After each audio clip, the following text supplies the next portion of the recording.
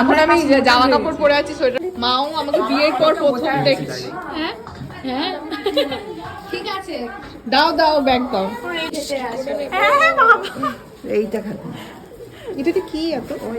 এ নাও, খোলো।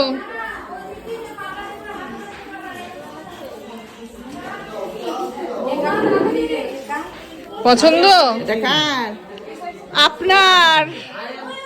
এটা দিলি আমাকে? ইয়েস, খুব খুশি, খুব ভালো হয়েছে।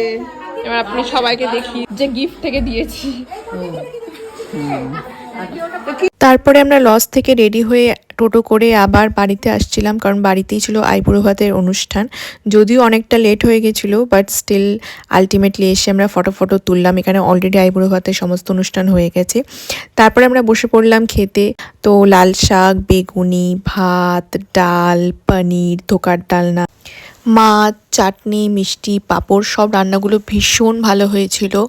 আর আমরা এরপর খাওয়া দাওয়া করে এবার হবে আমাদের শুরু রিলস বানানোর পালা। কারণ আমার বিয়ের পর আমাদের বাড়িতে এটা একটা অনেক বড় অনুষ্ঠান ছিল, মানে শুভদার বিয়ের জন্য আমরা অনেক দিন ধরে অপেক্ষা করছিলাম, অনেক কিছু প্ল্যানিং ছিল। আর আমরা যেখানে একসাথে হব সেখানে রিলস হবে না, এটা তো হতেই পারে না। তো চলো দেখা যাক কীভাবে আমরা রিলস শ্যুট করি।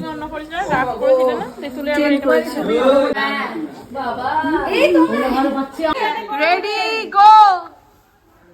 তোমাদের এডিটিং হয়ে যাবে সব। নাও কি হবে? কি হবে? লাইনে তুই থাক। তুই না না। দিদি এটা দুইটা দিদি।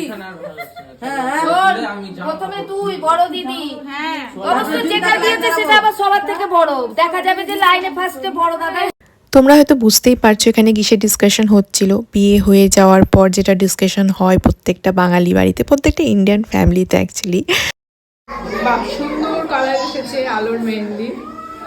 আর এই যেখানে এবার আমি ফাইনালি শাড়ি টাড়ি চেঞ্জ করে ঘরের জামা কাপড় পরে ইয়েতে ভালো হয় আর পাচ্ছি না। এটা ঠাকুর শাড়ি, ওটা আটবে না বাবা, ওটা বাপ এসেছিল কাল, ওর বাবার এসেছিল এখানে, আবার বলেছে যে আবার বাবার। কালকে হচ্ছে শুভদার বিয়ে, আর শুভদা এখানে রাত্রিবেলায় বসে বসে ফেসিয়াল করছে নিজে নিজেই।